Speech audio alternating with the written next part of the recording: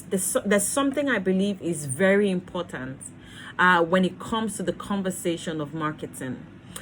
Usually when we talk about marketing, we're talking about productivity, we're talking about profitability, we're talking about how to produce more, we're talking about how to increase influence, and we're talking about how to increase impact. However, there's something that I believe is key in achieving this influence, this impact, and what we call profitability. I have my definition of what being profitable is. There's the economic angle to it and the eternal angle to it.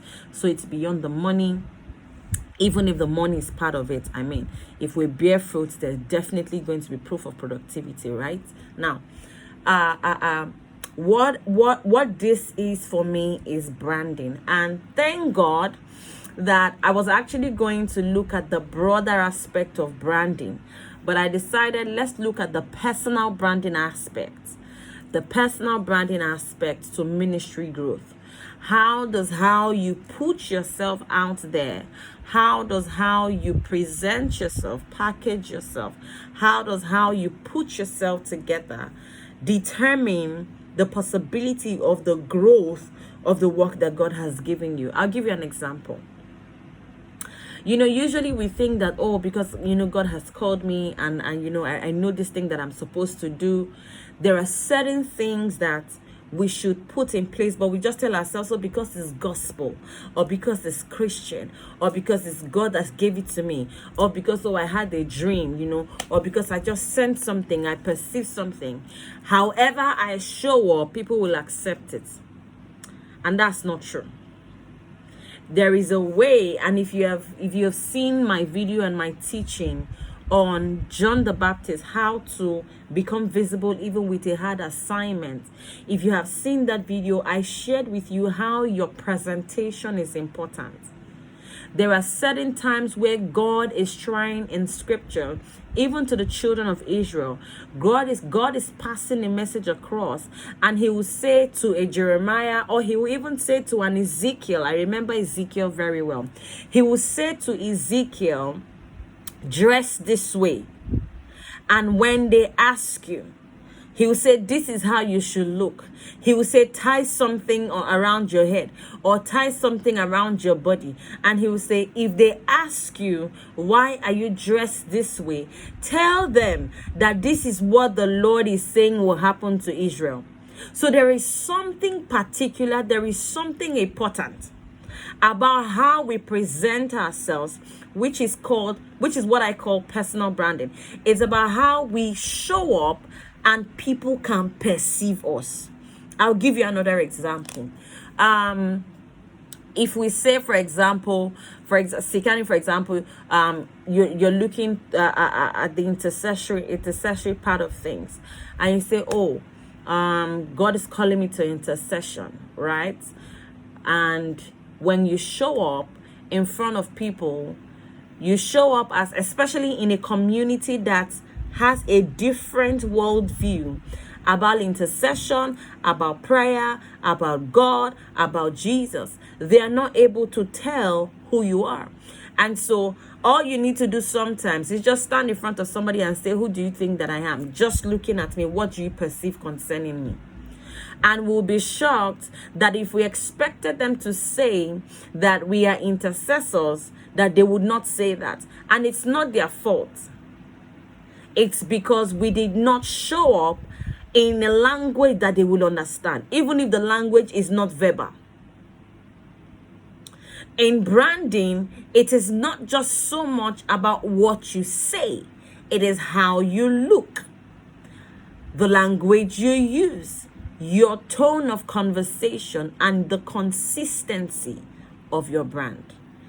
If you showed up like John the Baptist, wearing all of those things that he wears and eating locust and honey, showed up like that on day 1, showed up like that on day 2, he does not need to tell them anything. One day, he will just ask them a question and they will say to him, this is who you are. Because branding is about perception. Branding is about perception. Your personal brand is you actively and strategically and intentionally positioning in such a way with your voice, with your aesthetics, with your vision, with your mission, with clarity of calling. It is how you show up. And when people are asked, who is this, they know who you are. And usually when people are asked, you're not there. So let me use Tanisha's example. They want to have a conference. Somebody wants to host a conference. And they're saying, oh, we need to have somebody who can speak on self-love. Tanisha has to have done the work of positioning and presenting herself as a woman with a voice that God has given to help people come to the place of self-affirmation and love. So when she's able to do that to a certain point, even when Tanisha is not in the room, there will be recommendations because she's been able to build a personal brand. Now, Tanisha is not in the room. The same thing happened to Daniel. The king had a dream. And they're like, I had a dream. Call all the astrologers for me. Call all these guys for me.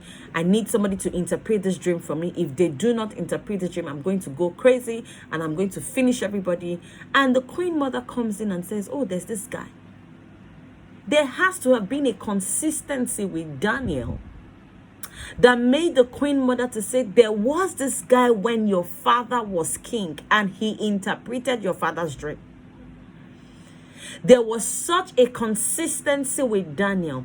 And so when we want to market, before you put money in marketing, before you say, oh, we want to have a marketing budget, before you say, oh, how do we, sometimes we spend so much money where we're supposed to put strategy in place, or where we're supposed to put a system and structure in place.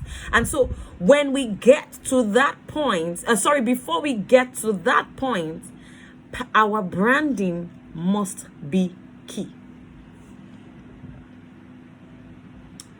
And nobody does the work of personal branding for you except you. Nobody can do that work of branding for you except you. Usually we'll have an entitlement mentality, that, oh, because God has sent me, so people are gonna get it. It doesn't work that way. It does not work that way. We have to be the one, because even the Son of God, Jesus, came and kept on saying, this is who I am. This is who I am. He kept saying it. This is who I am. He did not leave it to chance. He did not leave it to their thoughts. He did not leave it to their imagination. He kept saying, this is who I am. And so if I want to encourage you for anything, especially those of us who are doing ministry online, create a system of intentionality that introduces you, right? And this is me that I've not even gotten to my notes. So I say your brand is what people perceive about you. It's not necessarily really about your marketing paraphernalia. It's not about, what you can do. It's not about how much you spent on building a website. You can build a website. You can have 1,000 followers. You can have 2,000 members. You can have 10,000 members. But if there's anything that I have seen that have stifled the growth of organizations, especially ministries, it is this branding thing. They are not able to articulate who they are, and then in the process of articulating, it's not that they don't know what they are meant to do, but they've not been able to articulate it in such a way that when somebody else comes into that community, they know who they are. Because see, let me tell you how growth happens. Let me explain how growth happens. God gives a man a vision. The man is able to communicate the vision. Let's say 10 people join. Within those 10 people, 5 of them understand, right? Those 5 that understand and get the message, what will happen is when they find their friends who also need the same solution that they sought when they joined that ministry, they will tell 5 of their other friends, and then they become how many? 10. Those 10 people, right? Those 10 people find another 10, and then like that, 5, 10, 20. Before you know it, the 5 is able to bring in 50. The 50 is able to bring 500. Growth happens when there is an understanding and a clarity of the brand. And if I have found anything in ministry, especially with how God deals with us, it is that until the system of your branding is in place, your growth will be stifled. You can only grow as high. You can only grow as well. You can only grow as abundant as you build your brand. And so if we don't even get anything tonight, it's important to get. Because somebody says, oh, but branding, I have a website, I have a logo, I have colors. That's not what we're talking about.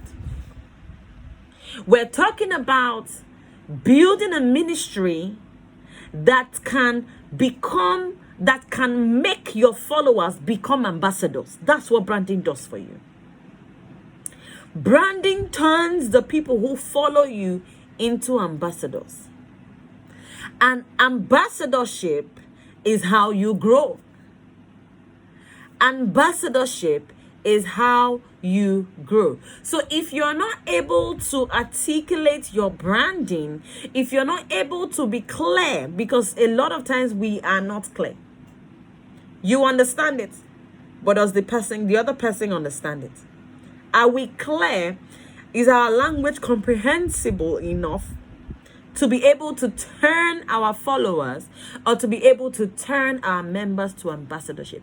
There's a particular church here in Nigeria.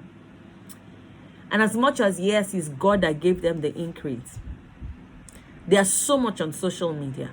And I just took a look from a distance at their member engagement. And I said to myself, what has made these people grow is the members. There is such a member experience. There is such an ambassadorship experience that multiplies the influence of that ministry and has grown the ministry to such a point and a level that only the pastor, only the leaders could never have done. If you see a ministry that has a large number of following, it's not the pastor that did the work. The pastor may have done a bit of it, but there's only so much a pastor can do. It is the members that did the work. It is the members that did the work.